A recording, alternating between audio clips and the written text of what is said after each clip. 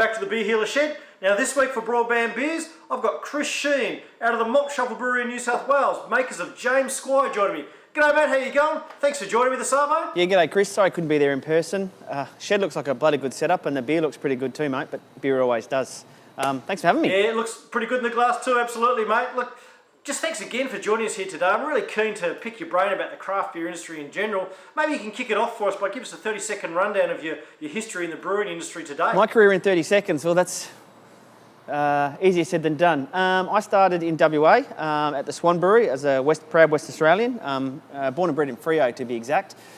Started at Swan in the laboratory as a laboratory technician, did a bit of work in packaging as a team leader, bit of work in brewing as a team leader, a bit of work in brewing as a brewer.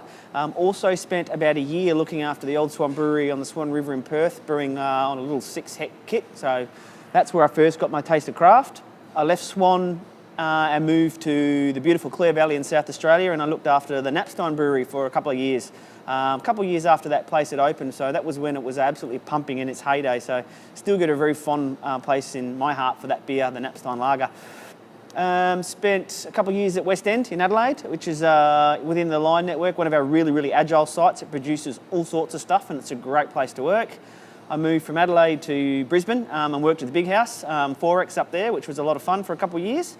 And now down to Sydney, obviously based in Camperdown here at Malt Shovel. So bit of diverse sort of background, bit of big stuff, bit of little stuff, but always had a very, very strong place for craft, or what you would call craft, sort of abstract beers in my heart, especially being from Freo. So lots of fun. 30 seconds, 90 seconds, what's an extra 60 seconds between beer mates? Anyway, mate, sounds like you've done a bit of everything in the industry, really. What got you into brewing in the start? What did I choose to go into brewing? I think like a lot of brewers, you kind of fall into it. I think anybody sets out as, probably not as an 8 or 9 year old and saying I want to be a brewer. My kids, my 3 little boys might want to say that now though. I kind of fell into it. I actually wanted to be a physiotherapist, but in my high school years kind of discovered beer and flunked my finals, which didn't really help. But started working as a lab tech at Swan, like I was saying before. And once I got in the industry, even though it was, you know, the big style brewing, there's tremendous opportunity to learn and develop. So I got into the IBD, which is the Institute of Brewing and Distilling, which is based in the UK, and did all my studies off to the side. Spent many a Saturday and Sunday studying, and so it was really good to walk into an industry where you sort of had to learn as you go. Bit of hands, bit of head sort of learning, and it was great. So that's kind of how I fell into it. So probably no disrespect to any physiotherapists, I'm quite happy with my career choice and the way that worked out. So it's kind of where that's kind of how I stepped into it anyway. I would take brewing over physio absolutely any day.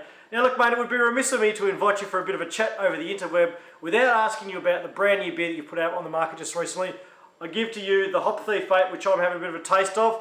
Why don't you tell us a bit about it? Hopleaf 8, yes, our latest little baby.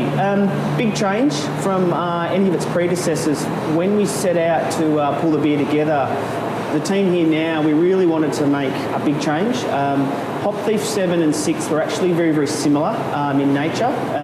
So the first thing you'll notice with Hopleaf 8 is it's a lot clearer and a lot lighter in its colour, which is what an American Pale Ale should be.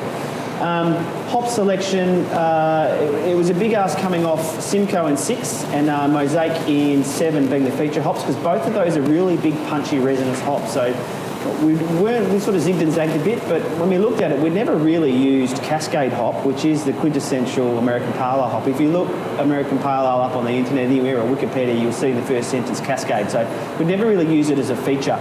It's an absolutely beautiful hop, lots of tropical and citrus sort of notes, but it's nowhere near as punchy as Mosaic and Simcoe. And so that's the first big difference you'll get. I think that the Cascade's got a big voluminous sort of bouquet sort of nose, so that's a bit of a difference there. It's not as cloying or as piney or up your nose as some of the other ones. The body or the gravity on the beer itself is absolutely identical to 7, so even though we've taken that crystal malt out, it's still got the same fullness as driven by the gravity. So we actually bumped the bitterness up at the back end. I thought it just needed a bit more of a sharper kick when it finished. So that big Cascade nose with the crystal hops, which adds a bit of spicy, grassy to complement it as well. It's not quite as cloying as some of the other hops, which a lot of people are picking up, but the brewing team here, we really, really like it like that. And without that crystal malt fullness, you actually get a lot more hops on the palate, so it's a lot more discernible to taste the hops as opposed to just smelling them, which is kind of how we want it to be, and that's a bit more true to American Pale Ale, and then that bitterness obviously coming up a bit more we think it carries really well and it tastes really well on the palate. So we're really happy with it. It's difficult sometimes when we release a new Hopleaf because not everybody loves them, loves a new one. Everybody gets quite attached to the old one, so we break a lot of hearts every time we release a new one. Not that I want to commit to anything, but there's absolutely no reason why we might not bring out some of the old ones. So I'm quite big on re-releasing some of the old Hopleafs in some way, shape or form. So you kind of heard it here first. So we'll see how that goes. Exclusive. Sensational. Thanks very much for that, mate. I find it really interesting, your rationale about the decisions you made to bring Hopleaf 8 to life. So thank you very much for that.